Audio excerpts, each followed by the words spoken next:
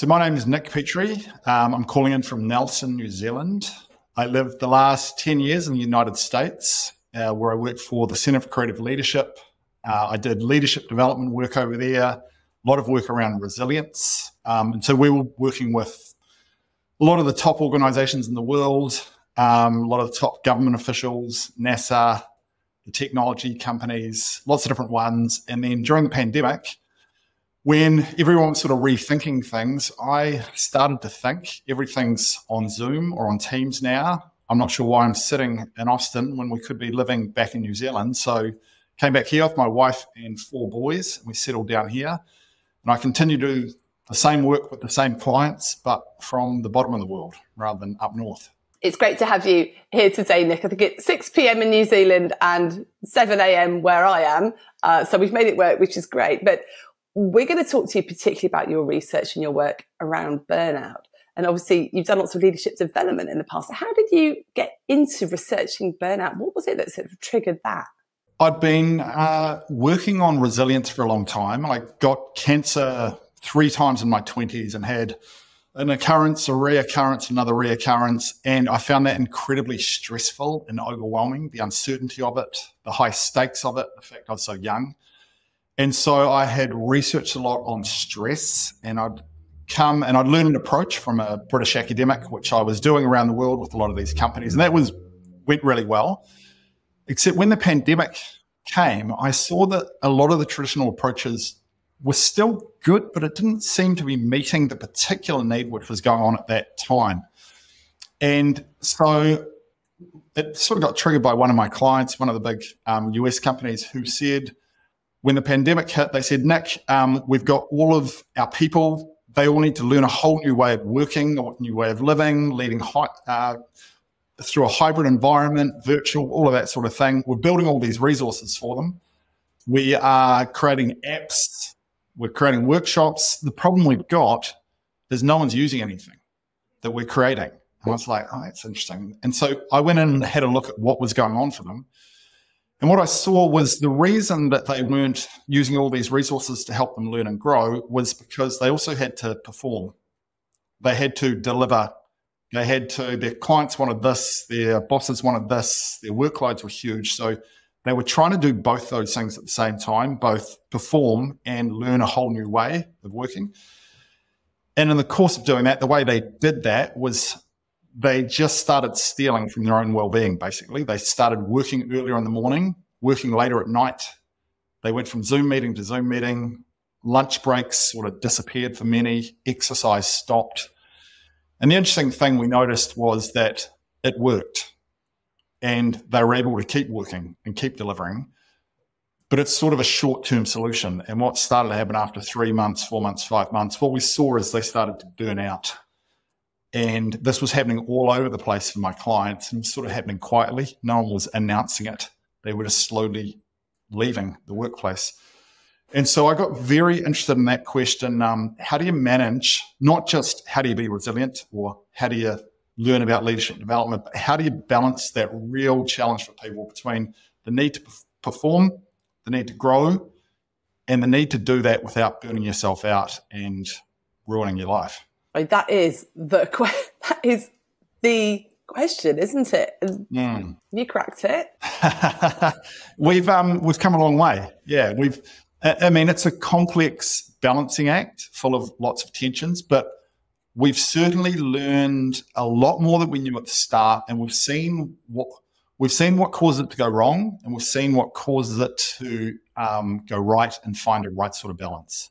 That's so interesting. I'm sure everyone listening to this podcast is going, yeah, absolutely. How on earth do we carry on performing and delivering what we need to do and work differently and stop ourselves burning out? And I think the most popular episodes of this podcast are things around how do I stop burning out? How do I stop burnout and repeat? How do I rest? How do I manage myself? So it seems to me that nobody has got it right.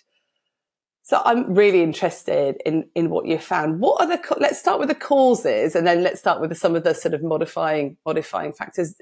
Did you find any surprises when you're looking at the causes of burnout? Because I guess, I would look at it and go, right, well, it's overwork, it's not enough support, and it's probably like sort of your own mental mindset about having to do everything. But I know that you found some quite interesting stuff. Yeah. Well, what we wanted to do was not go in with too many assumptions, because lots of us go, well, the cause of burnout is too much work. Is it? I mean, it sort of sounds plausible, but we met a lot of people who didn't have, had a moderate amount of work and were burning out, then changed roles, got themselves into a different situation, got much more work, but were really at no risk of burning out. So it was like, okay, it can't just be work.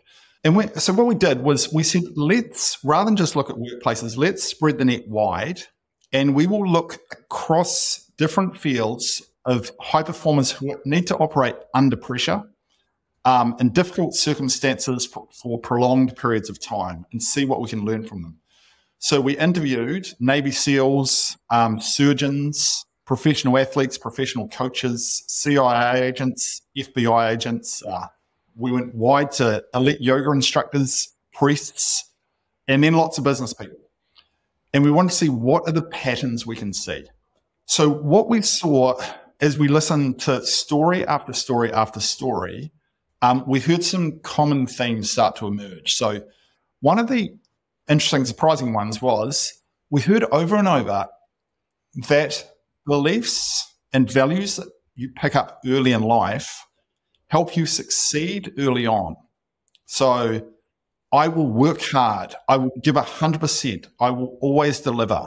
I will always say yes. I won't let people down. If I find myself in a bind, I will push through it no matter what. Well, those things are very good. They help you succeed. They help you get into a good college. They help you get into medical school and then get through it when you're getting pushed and pushed and pushed. They'll get you a good job, and then companies love that attitude. So they will reward you. They'll recognize you. So the things which make you successful, that attitude of giving 100%, get you into these big roles. But then what we saw is people's lives changed over time. Some people had families, some people got dependents, other people got bigger roles. Life just got bigger and bigger. But what we consistently saw is what didn't change was people's success formula. They still had the same exact success formula that they had in their 20s. And one lawyer we interviewed after she burned out, her therapist said to her, what do you want from your life now? And she described it. She said, no. Not what does your 21-year-old self want? What does your 48-year-old self want? So that was a common pattern, people failing to update their operating system as they went through life. So relentless work ethic, as things get tougher, armoring up, cutting off. A lot of people got warning signals that they were starting to tip into burnout, but they couldn't feel it. And a big reason we discovered was because people went numb. People couldn't feel their emotions inside their body. I was speaking to a neurologist about this in the UK, and he was saying that the body sends us a lot of signals about what's going on for us.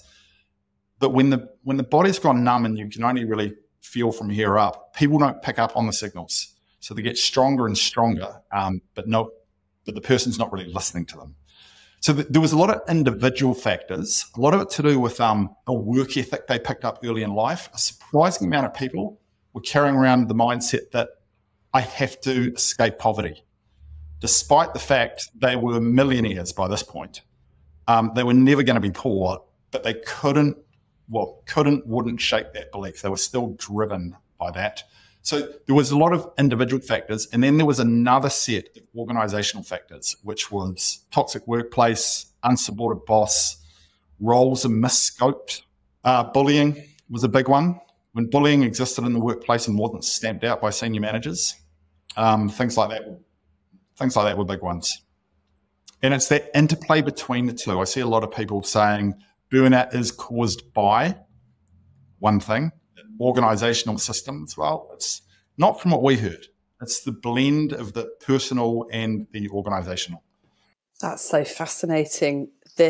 I've got to succeed early on I've just got to succeed by giving it 100%. And that is 100% what what we have, I think, in medicine and healthcare, people that are very driven, know that you succeed by hard work, and that's been instilled in you from a very, very early age. And it's absolutely spot on what you're saying, Nick, because we see that, like you said, that operating system just ceases to function, not just because of other life stresses and families and overwhelm, but actually when you're in an industry where the demand is always going to outstrip the resources that you've got, if you have that mindset of, I just have to work harder and harder, then that's the perfect storm for burnout, particularly when your organisation is demanding it as well, because they have pressure on them for targets, et cetera, et cetera. That's dead right. Yeah, we spoke to quite a few doctors, quite a few surgeons.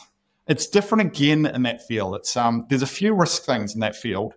One of the things we found is that values alignment is a very significant factor in burnout risk. And so what we found is when people are doing work which is misaligned with their values, they're at risk of burnout. They tend to become angry with what they're being asked to do, and they end up feeling very resentful, and they can be at risk of burnout. That's not what we saw with people in medicine. We saw the opposite, actually. They have very high values alignment. Like, it is such purposeful work. There is always a need, and it's going to have a huge impact. Their values alignment is so high, they're particularly at risk because it's like they've got a foot on the accelerator and lots of fuel, but many of them we interviewed had no brake. They didn't know how to put their foot on the brake. They didn't know how to switch off in the evenings. They didn't know how to have any boundaries. One surgeon described it to me. He said, it just felt like the roller coaster started going faster and faster and faster, and I couldn't get off. And he burned out.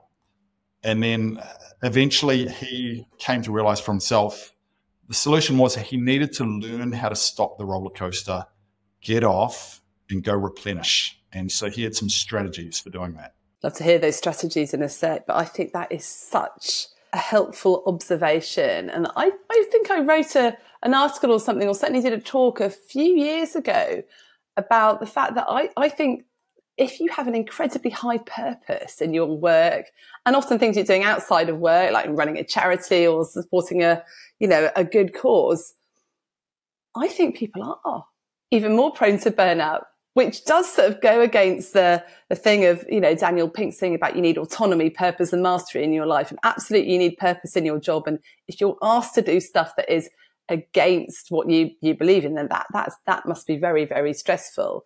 In medicine, that doesn't happen very much unless you're asked not to treat people because you've got to rationalize. That would really go against people's values.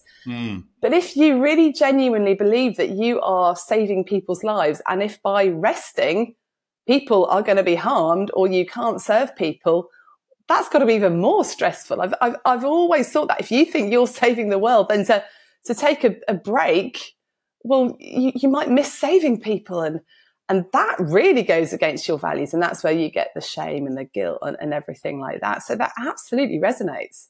That's interesting, actually. A universal pattern we found, it wasn't just in medicine, for when people burned out is when they consistently put themselves last and they felt selfish if they didn't do that. So that applied to everyone. But if you think about medicine, it's particularly pernicious because of exactly what you just said there, Rachel. What are the costs of putting myself first over a patient? And in medicine, you get taught, that the patient comes first. So it is a very challenging one. And it's hard for doctors or medical people because people probably aren't going to tell you that, no, it's all right, you should go do this. Or even if they do, doesn't feel true to you. That's not the way you were trained. That's not the role models you've seen before you.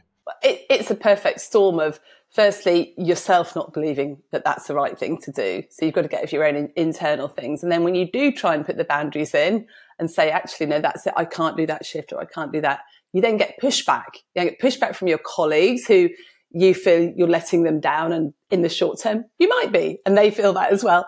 And then you get pushback from your department, and you get your toxic work culture to say, well, hang on, you've got to be doing this. So it's hard enough to put the boundary in for yourself. But then when you've just about managed to say, no, this is what I'm going to do or going to not do, then someone questions it, boom, boundary crumbles immediately because you don't have that backup. So it's very, very difficult, which is probably why the sort of talk that I'm doing that seems to be really hitting a note at the moment is how to, embrace your limits, say no, and deal with pushback and set boundaries. Because until we get this right, I think, you can change all sorts of things in the workplace, et cetera, but until we change our own internal thing about that it is selfish to put myself first, it's selfish to take a break. Now, the problem is, and I'd love to know how you would get people to think about this differently, is that if you get people to think logically about, no, of course I should take a break, I'll perform better.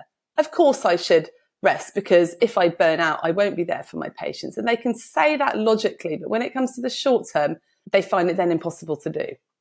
The way I've sort of been doing this, it probably isn't so logical. Through stories and examples, sometimes it takes people burning out, I've seen, before they go, you know what, I need to do this. I need to prioritize it.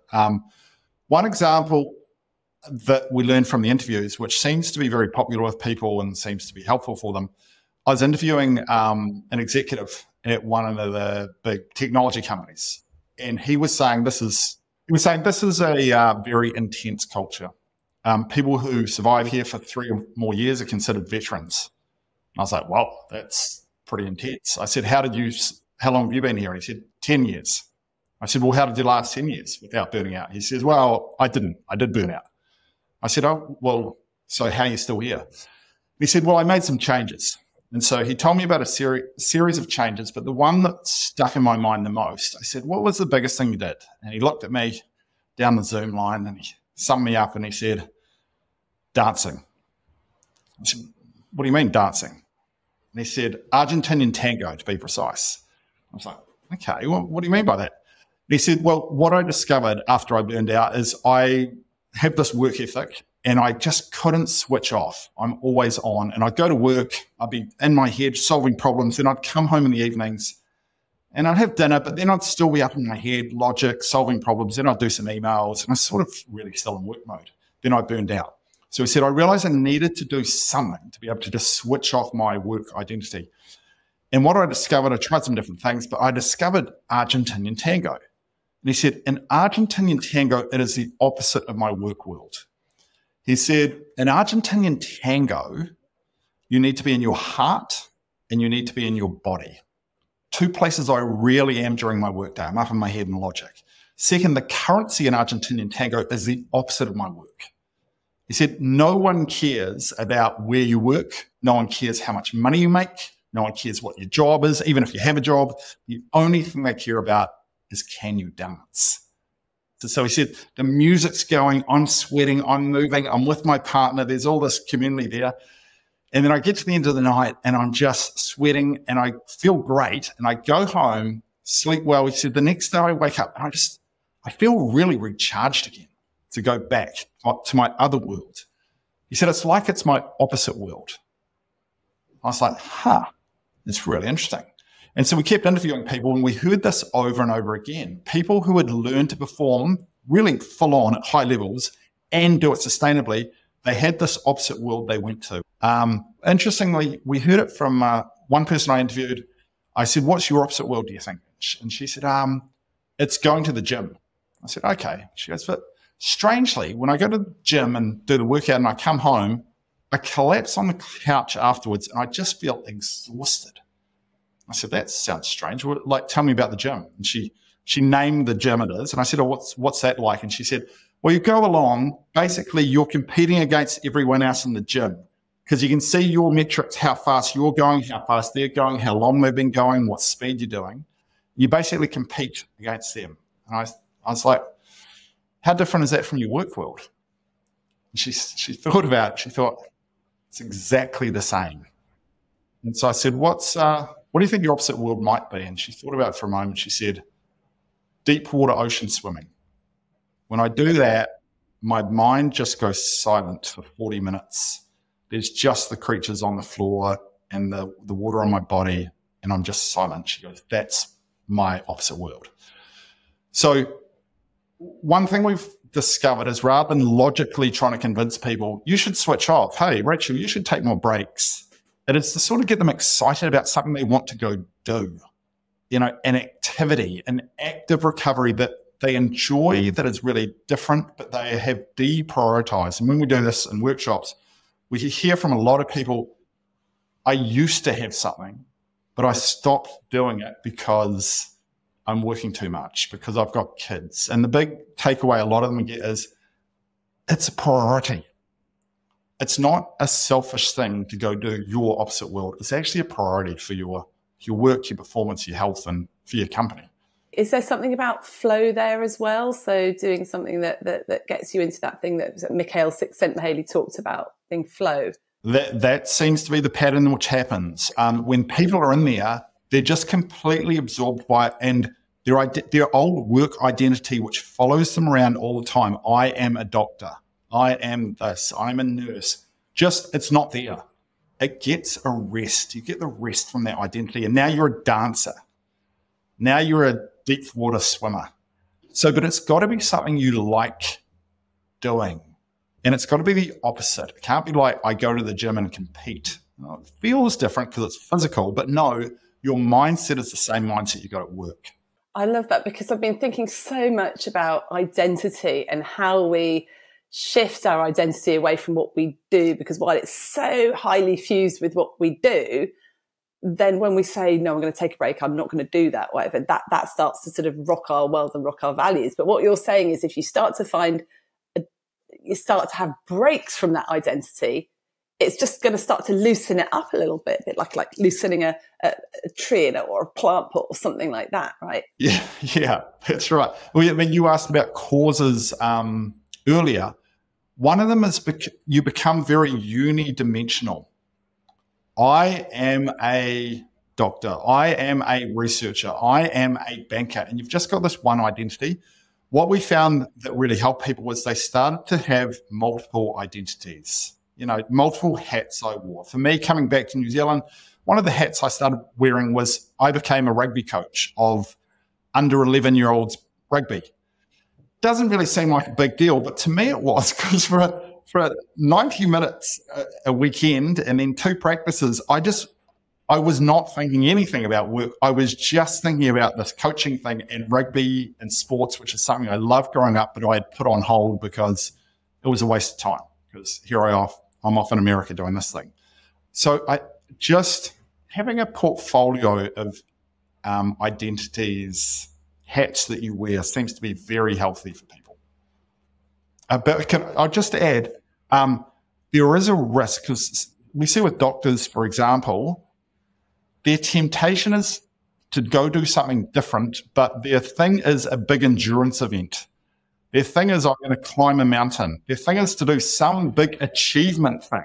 And so their switch off activity is some sort of driven achiever thing, which really isn't very different for them at all. Yeah, I was just about to say there's a slight alarm bell going off in my head here, because a lot of the time when people are saying, well, I've got this really awful, difficult, busy piece at work and I really cannot leave, I'm not going to leave. We'll say, okay, well, what are you in control of? Well, I am in control of what I do outside of work. We'll say, well, what can you give up or whatever, just so that you can chill and rest? But actually, what then happens is you give up everything that you need to replenish, or you give up this other identity stuff. So that is a very interesting consideration, that it might not be about giving that up. It might be about working out what you're doing outside of work. Because actually some people are incapable of sitting still. You say to them, just go sit in a field with a book. They're like, oh, that won't replenish me. But it's much better, going and coaching a team than the whole competitive long event. Or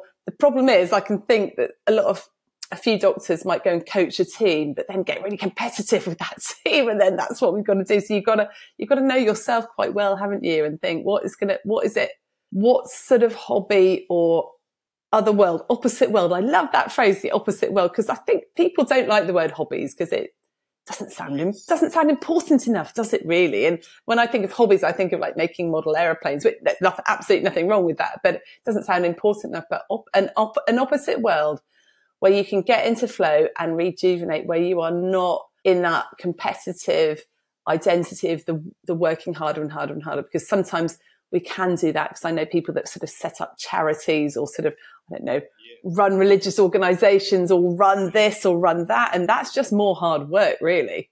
Agreed. It's, you've got to think what is genuinely opposite, I think. And when you think opposite, I think what I've learned is what's the opposite mindset from your work one. So one leader I was speaking to, he said he's quite an extrovert. And so at the conference I was doing the speech at, and he was saying to the big group, he said, I'm an extrovert, so people sort of naturally think my opposite would be to be an introvert, be on my own. And he goes, no, but it's not. My opposite is to be around people, but in a social environment. And so I said, well, how's that opposite? He goes, people don't need anything from me. I don't feel like I'm serving people when I'm in that social environment with friends.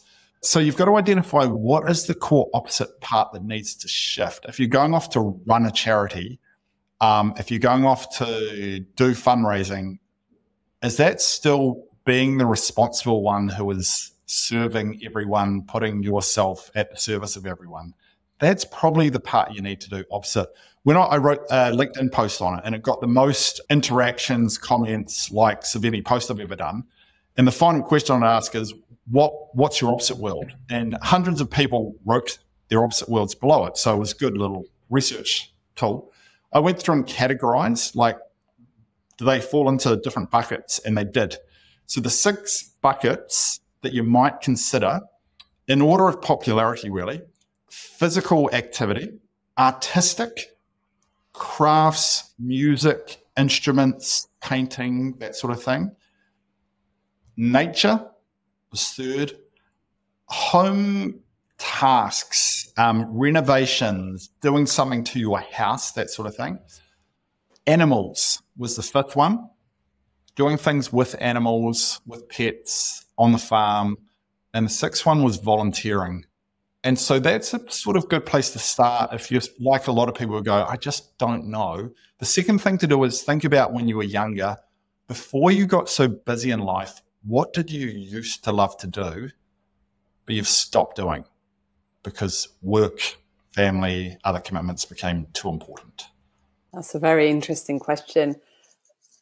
And again, a lot of us when we were younger used to love competitive sports or, music to a high level because that's what we've done. So I think that's quite difficult to actually pull out which bit that we used to love to do is the achievement-based bit and what is a hobby. But it's doable. And I think actually people just need to go and try it, right? Put yourself into an evening class making pottery and see if you like that, or go sing in a choir, or go play tennis. Just work out which bits build you up and which bits don't, right? Yeah, you're dead right. It is an exploration. That's what I had to do. I learned about this, so I thought this is really good. And, I started teaching it, and then I'd think, Nick, what's your opposite world? And I was like, well, I don't have one because I gave up things because I was focused on work. And so when I came back to New Zealand, I explored. That was the thing, to try something. So I tried mountain biking because I live in a mountain biking town. Sort of was quite good. I sort of liked the people I was with, but it wasn't me. I tried guitar, and then I was like, this is actually really frustrating. And I stumbled across coaching. And then later I'm like, that's so obvious. That's what I did growing up and loved it. Sports was a thing, was sitting right in front of me. So I think it does require experimentation in those different buckets.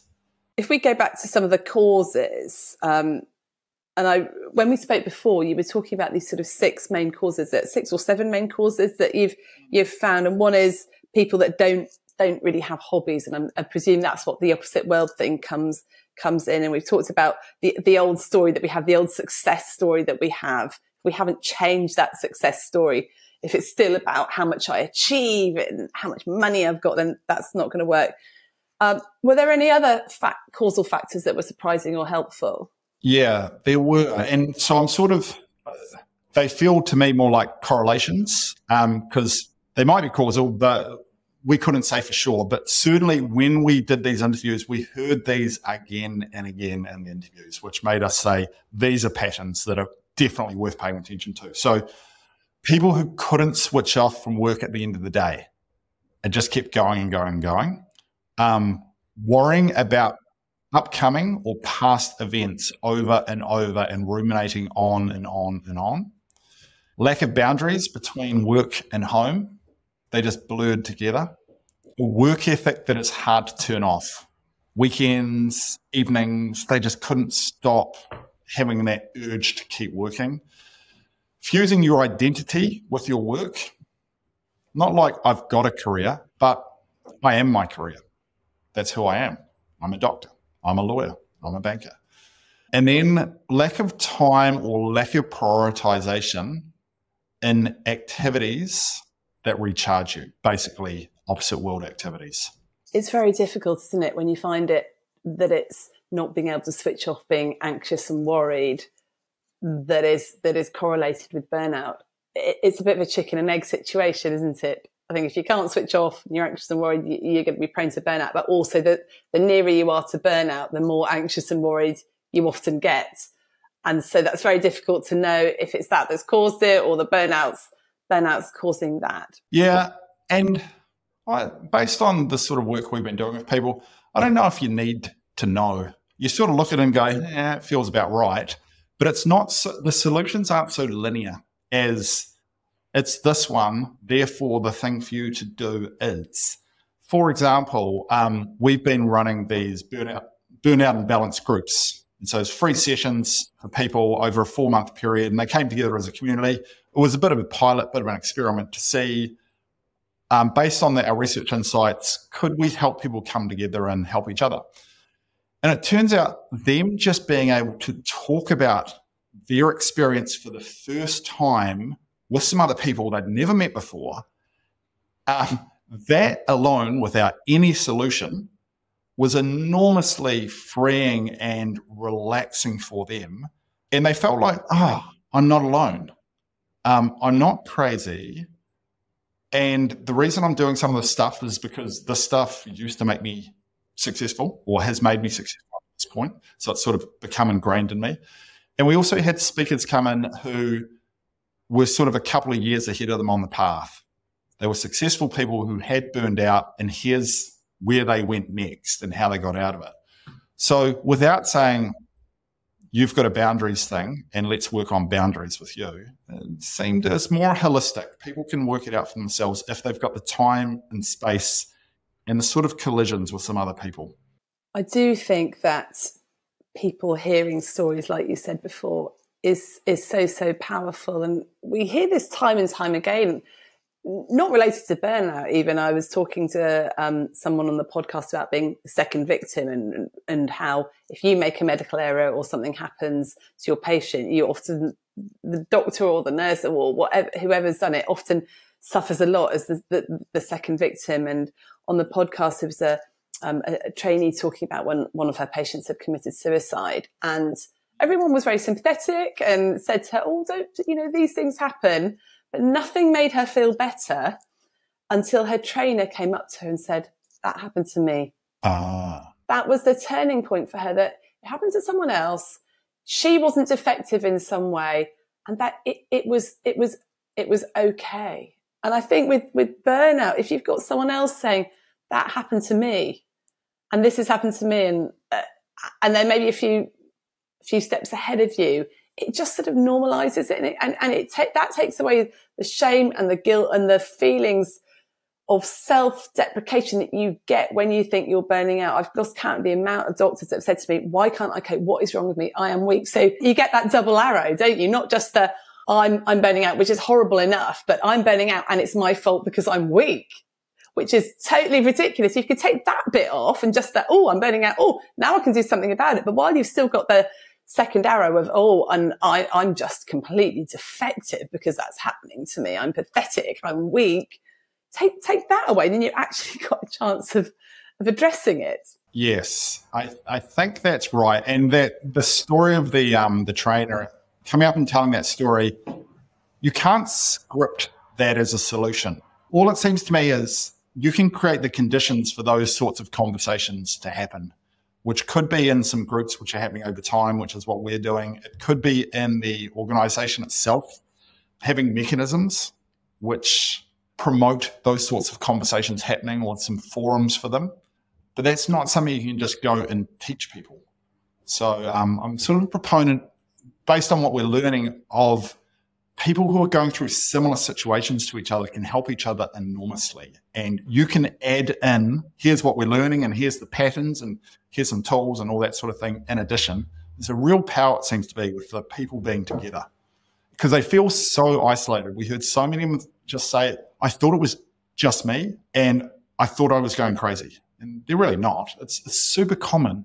Someone told me a story, actually, when she left the organization, and she wrote a post on LinkedIn to say about her experience. She burned out. You know, everyone saw her as very successful, but then she burned out. She left the organization, and so here's what happened to me, put it out there. Said she had all these emails from people going, oh, I'm so glad you wrote that post. That's exactly what happened to me. She was like, hold on a second, that's not what happened to you. You went off because you wanted to go and pursue this great new opportunity. You went off because you were so excited about this thing you were going to do outside of. It's like, she was like, no one said that. I thought it was just me, but it turns out that was happening to everyone. So I think there's something about sort of normalizing it, making it so we can talk about it and making it safe. So Nick, with all this new understanding of actually the factors that lead to burnout and the factors that will sort of help mitigate, was there anything else apart from this opposite world stuff that you found was really super protective or would really help somebody recover and make sure that they didn't go off into burnout again? Yeah, there's some sort of tactical things, and then there's the sort of deeper, more profound path. So the one more tactical thing which was useful came from the same guy who told me about his opposite world. He talked about mechanisms. At his workplace, they use mechanisms to create certain sorts of behaviors. And he said he could never get himself to take vacations or take breaks. And everyone would say, take a vacation. Yeah. But he would never do it because there was too much work on. So the mechanism he created for himself, he said that one thing I am good at doing is following my calendar. If it's in my calendar, I will do it. And so the mechanism he created was called the 1-1-1 mechanism, which was he started booking at the start of the year. Every year, he booked in a long vacation. Every quarter, he booked in a short vacation. And every month, he booked in 1 day off. And he says, because it was in the calendar, it just happened automatically. I did it. I didn't need to willpower. I didn't need to remind myself. I just did it. I was like, that's really great.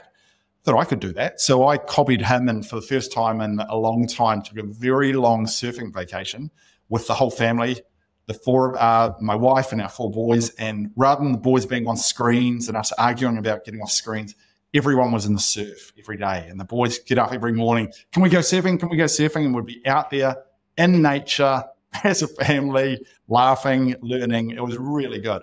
And we came back super refreshed. So that's one thing you might consider, or your listeners might consider, is could they use a 1-1-1 mechanism? Very simple and very easy, really. Those are some of the tactical things you try. People want tactics. The real work is this. We found there was a sort of a burnout curve that people would slide down. First, they had a great work ethic. They ended up in an organization where there was endless work. Didn't matter how much they worked. There was always more given to them. They'd start to get some warning signs, which they ignored. And when they started to become less productive, their solution was work harder, because that's what had always got them through. They did that, and they get worse and worse, and they'd slide down eventually. They'd end up with a state called allostatic overload, where they're borrowing resources from their body. And you stay in that state for too long, your body will shut you down and your mind will shut down. And that's what happens to people. And that's sort of the dip. The interesting thing from the people we interviewed who came out the other side of it in a really healthy way and continued to perform really well, they had a common pattern out the other side. And it was, they realized the trap was for people to think the solution is rest. What I need to do is take a week off, a month off, or even a year off, and then I'll feel better. And they did that, and they did feel better, but then they went back unchanged to an unchanged workplace, an unchanged culture, and they worked exactly the same way. And that's just the same cycle. They burned out again. what actually worked is people had to think, I need some outside perspectives. I need to work out how to work differently because the way I'm working isn't working. So consistently, they got new ways of looking at their situation from, could be counselors, could be coaches, could be therapists, could be peers, could be family members, but they needed some outsiders to knock them off their old groove, challenge their thinking, question them. Why are you thinking like that? That's crazy, Rachel. Why are you doing it like that? Lots and lots of things which collide against you. Then they need to reflect, next step up the curve was they need to reflect deeply on their past. How had they got into this situation? What was driving them so hard that they would drive themselves into the ground? What was those beliefs or stories? Then they need to think deeply about their future. They need to have a new vision for how they want it to be and work and live. Who do they want to be for the next 10 years? Then they had to take action, experiment, try some new things you haven't done before, new ways of working, new boundaries. And those new actions produce new insights. Eventually, the people who kept going down this path, they ended up in a state where they could get back to some sustainable work, but they ended up experiencing post-traumatic growth or post-burnout growth.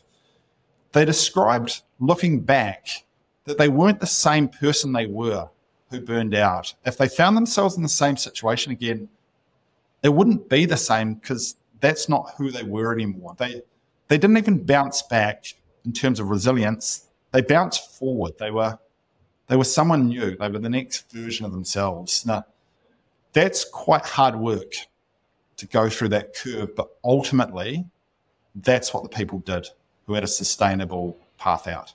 Allostatic overload. Can I just ask you a bit about that? Can you just explain a little bit more about that? That's on the curve going down, isn't it? Yeah, it is. So allostasis is it's a state when your body can go into to lend you short-term reserves to get through a crisis. So you get into a fight or flight state, your body will release different hormones, adrenaline, cortisol, and it's helpful because it can give you extra energy, but it's sort of like a bank overdraft or a credit card debt. You're not designed to live on that sort of energy. It's very expensive on your body. But what we saw during COVID and during other times is people sort of got into energetic debt and just stayed there and kept spending. And it's fine in the short term, but if you stay in there, you're at real risk of burnout. Okay, that makes sense. So you really, really deplete yourself and you deplete your stores, because this is really challenging that the solution is not rest. Well, I mean, you have to rest. I mean, the short-term solution is rest, isn't it? And I'm just thinking of our listeners might be saying, yeah, but Nick, I can't take that much time off. I can't rest that much. And I'm going to go back into exactly the same situation, because if you're a neurosurgeon working at a tertiary centre and you're settled in your family here, you're not going to go work anywhere else. It's going to be very difficult to change. And this takes a lot of time and doing. And there's not an easy, you've got to go find a coach, you've got to go find a therapist, you've got to go and experiment. And if I go back to work into this highly stressful job, I'm just not going to have time to do any of that. So how on earth can I do that? Is there not a shortcut through? Depends how much change you require. We sort of found 3 different degrees of burn. First degree burn was sort of, you've got some stress, a little bit of overwhelm, but you're coping and you're still delivering. For that sort of thing, an opposite world, the typical self-care things would be very good. All the stuff everyone's heard about. Those are ideal solutions. You don't need to make big changes. If you're down at 2nd degree burn, the stress is chronic. It's never going away. You can't switch off from work. It's sort of there all the time. You're starting to feel overwhelmed. You don't need to do something more serious. If you get down to 3rd degree burn, your body starts shutting down.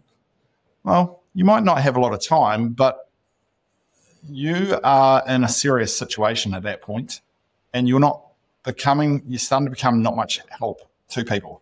So if you've got to fit it to your circumstances. It might be that you are going to do it through self-reflection. I don't know. How much time is it to get a coach these days? They're everywhere. The thing I've noticed that's a very difficult thing is, I would be encouraging people to get a coach when you're in that 1st degree burn or even sooner to help think things through. But coaching, it's not really finding a coach. There's lots of coaches out there. It's actually the time it takes to have the coaching. That seems to be the issue, because there's lots of free coaching resources in the NHS, but people just don't access them because they don't think they have the time. But the more urgent it gets, the more you're going to put the time in. But the more urgent it gets, the harder it's going to be to get out of those patterns, isn't it? That's the problem. It's a sort of vicious cycle. You know, if you're in third degree burn, you're like, I have got to sort this out because I'm feeling so atrocious, and then you might start to. So it's just trying to encourage people, do it early, recognise, like you said, recognise the signs and those warning signs early, so you can start on this journey, right? I think that's a good point, Rachel. Actually, one of the things we noticed, that curve I described, you don't need to go all the way down the bottom to actually get the growth on the right-hand side. We saw that people could sort of circumvent the big dip and just go straight across, get the warning signs and go straight across and start doing some of that reflection with a coach or on your own, and then going up towards the growth. It's a lot faster and a lot less painful, frankly, than saying, I'm not going to do anything until I'm at third degree burn and everything's falling apart. Yeah, and a lot better for your friends, family, patients, work colleagues as well, I would think, if you can circumvent the getting right down to the bottom of that curve, right? Yeah, no doubt about it. Nick, this is totally fascinating to me. There's so much to think about, and that concept of first and second degree and third degree burn, I think, is really helpful for people to recognise. And I always think that by the time people recognise they're in burnout, they're a lot further down than they actually think they are. I think that's dead right. We heard from people who, looking back, said, oh God, what was I thinking? It was so obvious. Someone said my hair was falling out, and even then I didn't recognise it. And so, yeah, that's very common pattern. They don't recognise it until later, and they look back and they go, it was so obvious. Then it's partly, have you got people who can point it out to you? Is it safe to do that in your culture?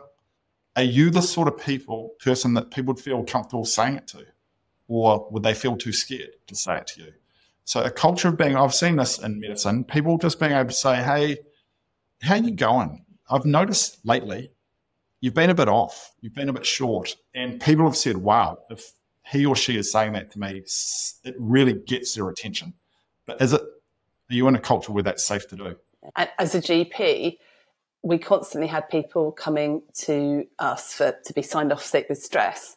And the opening gambit was always, my friend told me to come, my boss told me to come. It was like someone had said something or given them permission to come. Very interesting. Yeah, that is interesting. Yeah, that's what it requires often. We're often the last to notice. Yeah, so if any listeners are noticing this in their colleagues, please say something. I was having a conversation with someone the other day, actually. I think I mentioned it on one of the other podcasts that I've done, but their very close colleague, they could tell that they were burnt out. And I said, well, why don't you say something? Oh, we can't say anything because it would upset them too much and might tip them over the edge. I'm thinking that's almost the opposite of what you need to do. Sort of we care for you so much that we have noticed this, and how can we help? Because actually this person is just going to continue until, people do burn out quite spectacularly, and bad stuff happens, unfortunately. And it's quite scary. We're not very educated or sophisticated in this area. We are in other areas of society, and we've become much better at, in this space, and we know what to do if this happens. I'd say in this particular area, we are very early on in our understanding of how to talk about it, what to do about it, how do we speak to someone else about it. So I think any work that's being done here, I think, is quite valuable. Oh, absolutely. So encouraging listeners to go talk to people if they feel that they're on the edge of burnout, but also if they see their colleagues, just mention it. It could be the one thing that makes them go and get a coach or seek help or go see their doctor. And Nick, this is so fascinating to talk to you forever. We'll probably have to get you back if that's okay, if you happen to jump on one evening again. But just to sort of sum up, what would be your top 3 tips from everything that you've learned in your research that you would really want people to understand or to do in order to sort of get themselves away from that downward dip? I'd say is when we started this research, it wasn't about burnout. it was about growth. And so, because that's my field, was leadership development. So I was very interested in growth. So our focus was on how do you grow? Let's do interviews and work out how do people grow. And in the course of doing this, what we heard as well, I mean, growth's nice, but I need to perform. And then we said, okay, we've got to have that there. The third thing was people said this whole issue about getting overloaded and burning out. And we just heard story after story after story. So in some senses, the solution to burnout is very simple. It's just stop working and you'll be fine. Simples. Simple. The problem with that for my clients, and I'm sure your listeners, is one, they're not able to because they need a salary and they've got people who are relying on them, they've got to pay bills. And two, they don't want to. Like, their career is an important part of their life. So the question you've got to think about is, how do I get the balance right? Not just with how do I not burn out, but how do I perform and grow / learn and then not burn out? Think of those three things together because it's got to be holistic, would be one starting point. The second one is clearly just recognizing the importance of switching to another zone. And, rest doesn't quite sound right. You should rest, you should recover. It doesn't motivate people. It doesn't get people into the right space. So something which is motivating, like finding your opposite world, I think is crucial, because we've seen people will go out and do that and talk about it and role model it. Busy, ambitious people will do that. So I think that's an important one. The third one is there are periods in your life when you need to evolve. The thing we see that gets people in trouble is they don't evolve. They're still living like they are 23 years old. Life changes. Values changes. You go through life stages. Don't be afraid to update your operating system, because there'll be periods of your life when that's actually the solution. The solution is not rest. The solution is growth. And sometimes it's scary for people, but the way out is to grow. Wow. And that's incredibly helpful personally, Nick, actually. And particularly the thing about rest, because I tell people to rest all the time, but they don't. But I can see a very driven person going, well, I'm not going to rest, but I can go and find my opposite world, something that they can do. And people like to get into action, don't they? And rest doesn't feel like getting into action, even though it's really important. But if they could go find that opposite world, which will then help them to rest, I think. Yeah. What does rest look like? A CEO of one of the finance companies, when he heard about this, he started writing on their LinkedIn post, actually, motor racing, not as in watching it, doing it. So motor racing. And I'm like, okay, that would not be it for me. But for him, it was like, you'd never call that rest. He didn't want to rest. But get him driving really fast cars. It did the same job as rest. It was active. There was adrenaline, but there was no work. There was no emails. There was no responsibility of being a CEO. So I think that is much more doable for people. Nick, it's been such a pleasure having you on the podcast. Now, you mentioned you blog a lot on LinkedIn, and how can people find you if they want to find out more about your work? Yeah, that's the best way. Just Nick Petrie on LinkedIn, the insights, the opposite world, all the other things we found are on there. Great. Okay. So if you want to find out more, then I really encourage people to have a look at that, and presumably people can contact you through LinkedIn if they want to. Yes. Great. Nick, thank you so much for coming on the podcast. We'd love to get you back another time, because I'm sure there's much, much more we can talk about. So will you come back? Yes, very happy to, Rachel. She said, putting you on the spot, but brilliant. Thank you so much for your time, and have a good evening. Thank you, Rachel. Thank you.